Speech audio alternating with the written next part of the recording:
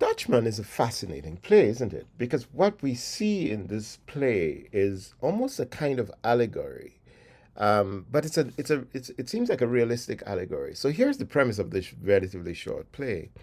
Um, it takes place, and these are things that we should keep in mind. It takes place um, on a subway train. So they are in the train and they're moving on the train. And everything that happens in the play takes place inside that subway, although there's reference to things outside of it. And here's the circumstance, and of course, I hope you read the play. I mean, it's very short and easy to read and to pay attention to. But we get this interesting moment where an African American man comes on the train and he's sitting there, and a white woman begins to flirt with him. Essentially, we get a situation where there's a kind of flirtation, and it's a great drama looking at the dynamics of this flirtation. She's teasing him, and the teasing is seems to be positive. That they seem to be having this interesting dynamic, and he's responsive but staying pretty cool about it, and so on and so forth. And they're playing back and forth, but slowly this kind of flirtation begins to get tenser and tenser. And so, what is fascinating about this is that but we move from that flirtation to a volatile moment.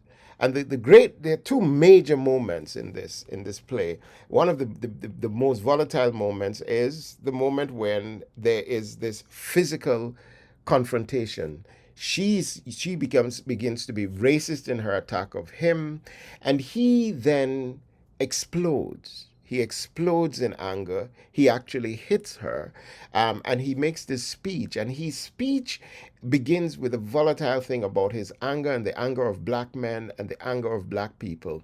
And then he sort of gets deflated and he says, you know, left up to us alone, you should be lucky that black people are not just killing all of you white people because of this racism and this kind of behavior. And just when he relaxes, she then manages to get the courage or the strength, and she looks at him and she's kind of says, she's always in control.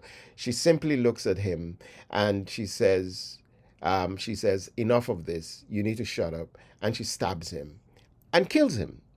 And then while he's lying there, she tells the rest of the people on the train to take up his body and throw him out of the train. She sits down and the train continues. The conductor comes in, and then we see another black man walking into the train. So all of this happens in this moment. The brilliance of Amiri Baraka is that we are still drawn into the narrative of it and the drama of it. But inside that play, there's this great story about the relationship with the black men and white women. Here's the interesting question that I think you have to ask yourself, and it's one of the questions that I raise in some of the prompts: is what is Baraka doing? Is Baraka critiquing white society, or is Baraka critiquing the society that has made the character Clay? Because the character Clay seems to persist in his desire to flirt with this woman and to even try to have a relationship with this woman, despite what she's doing to him and what she's saying to him. And it's only until she begins to become even more belligerent that he then explodes in anger in that situation. And yet, what happens to him in the end is that instead of him being the victor in that situation, he actually becomes the victim. And the victim is then thrown off the train by a group of people in the train that are not all white people. There's all mixes of people, explicitly said to be all mixes of people. And there's a sense in which Baraka is writing an allegory about race in America, an allegory that would seem to suggest that the crossing and the mixing of races is not so easy because white supremacy will always persist as a kind of presence, despite any effort or any notion that they can make the connection, that they can find peace of mind, and so on and so forth. Because Lula doesn't have anything in mind but to play this tempting role and this dangerous role.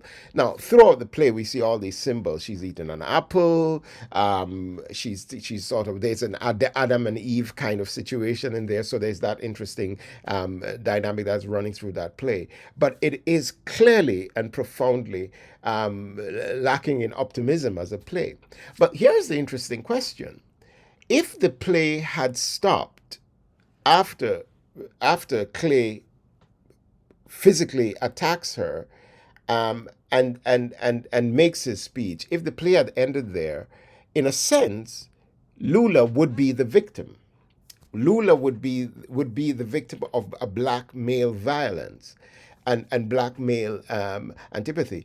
But what happens in the play is that Lula, Lula is not acting in self-defense. Lula has everything has calmed down. The situation has eased up and so on and so forth. And then she turns and she quite predictably and quite deliberately she stabs him and kills him in that moment. And suddenly the tables become completely turned. The whole dynamic becomes something quite different because, of course, Lula now has the upper hand.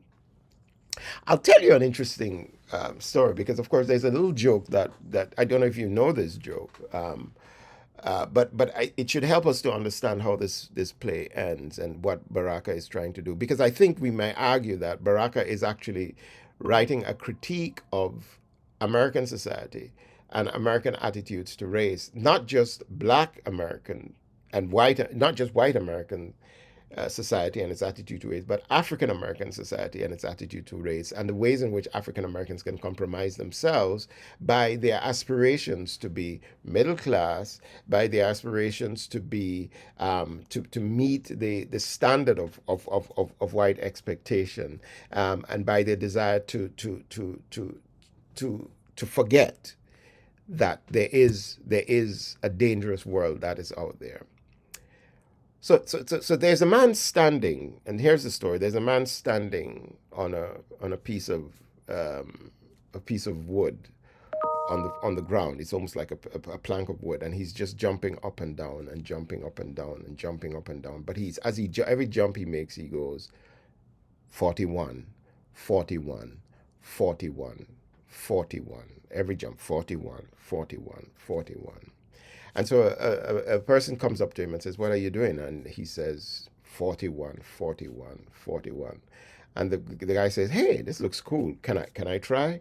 And he says, "Well, sure, you can try." And so the guy goes onto it and starts to jump up and down and says 41, 41, 41. And while he's doing it, the man who was there first just drags the plank away, and there's a hole right under there, and the man who came to observe, to inquire, falls right into the hole. Our protagonist moves the plank back on top and starts jumping up and down and saying 42, 42, 42. So you get the joke. But in a sense, the way that the play ends is, after killing him, there's no debate, there's no question, everybody accepts it. The black man is put away and he's thrown off the train. And another black man makes his way onto the train. The conductor says, "Whoa, let's go." And there is no critique of what has happened except to suggest that this is actually a perpetual situation, which ties into the idea of the Dutchman, because the Dutchman is a haunted ship that is constantly going in circles and cannot find a homing place and a landing place and so on.